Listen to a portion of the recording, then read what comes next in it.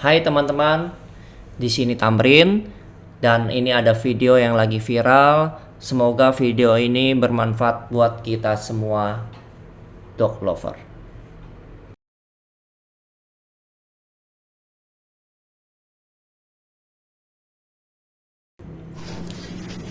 Saya Tamrin, saya lagi mau bahas ada video seorang pelatih yang jadi viral karena telah menghilangkan nyawa seekor anjing muridnya. Nah, untuk di dunia pelatih ini seharusnya kita harus memperdalam ilmu kita sebagai guru.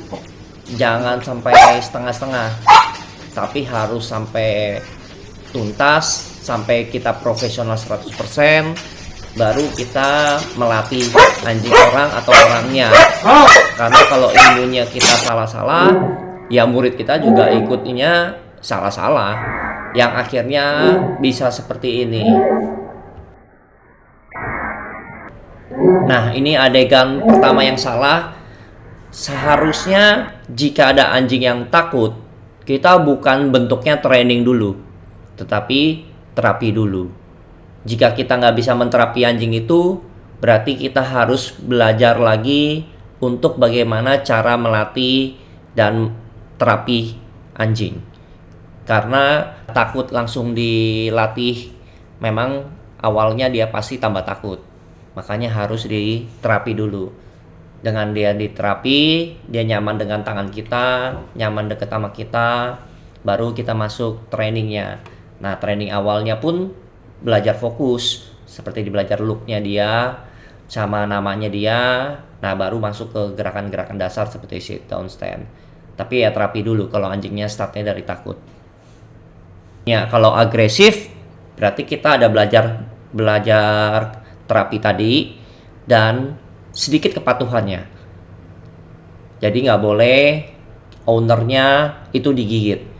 Jadi kita ada sedikit koreksi. Nah, cara koreksi kita bisa belajar langsung di FunSmart, karena di FunSmart itu kita latih ownernya. Jadi kita tahu caranya, prosesnya, dan kapan harus kita koreksi dan kasih hadiahnya. Jadi kita jadi pinter, jadi solusinya bisa beres. Kesalahan kedua dari video ini adalah cara memakai kalungnya. Nah, kalung yang dari choke chain, prong, tentu akan bisa melukai leher anjingnya. Nah, kalau di FunSmart, kita rekomendasikan adalah kalung dari kain, atau dari kulit, atau dari plastik. Tapi belilah kalung yang merek bagus, ya tentu dari harganya sudah kelihatan. Nah, kalau di FunSmart itu sekali lagi kita tekankan adalah melatih ownernya. Nah, jadi kita kasih tahu cara proses untuk mengkoreksi anjingnya. Juga kita kasih tahu cara proses mendapatkan hadiahnya. Jadi kita mengutamakan timing, kapan itu harus dikoreksi atau dikasih hadiah. Nah, cara koreksinya ownernya nanti juga bisa memilih caranya itu mau yang mana, karena kita jelasin semuanya. Kalau hadiah juga kita juga jelasin mau hadiahnya atau apa. Nah, ini jelas sekali anjingnya itu tidak nyaman cara proses latihannya. Nah, dia confused, ini dia lagi diapain. Nah, karena dia bingung, makanya dia berontak, karena dia nggak jelas maksudnya apa ini. Nah, ini yang perlu kita garis bawahi. Nah, kita lihat video aslinya.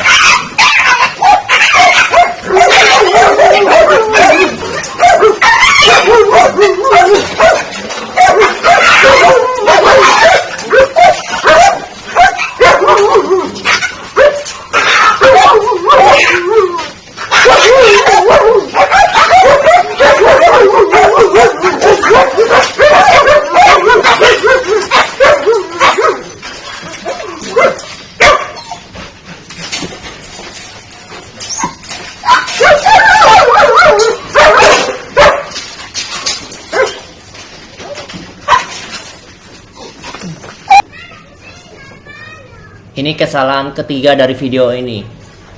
Ini saya nggak jelas apa yang mau ditonjolkan dalam video ini maksudnya.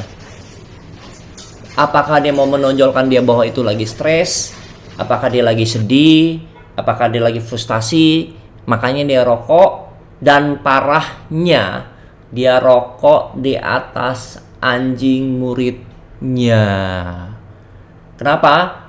Itu kan abu rokok bisa jatuh ke badan anjingnya.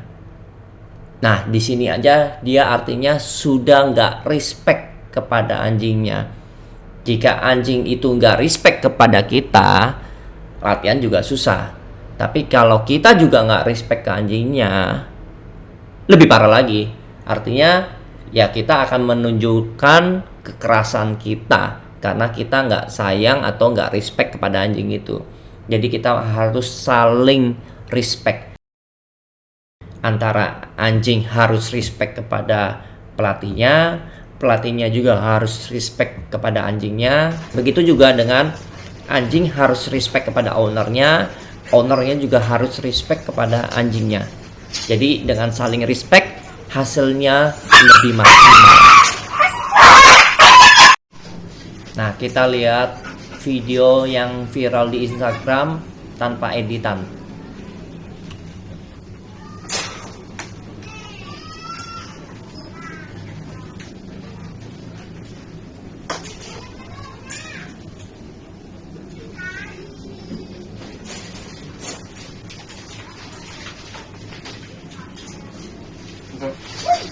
Enggak. Mantap.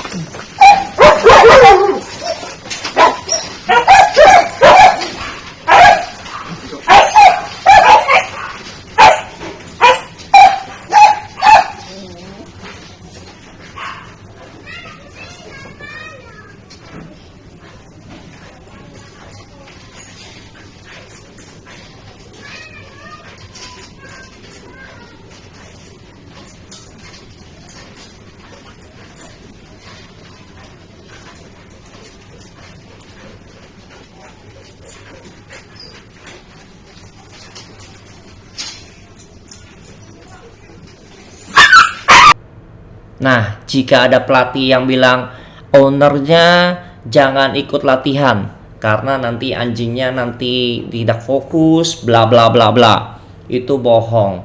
Karena dengan nggak ada ownernya, anjing itu nggak tahu diapain cara latihannya.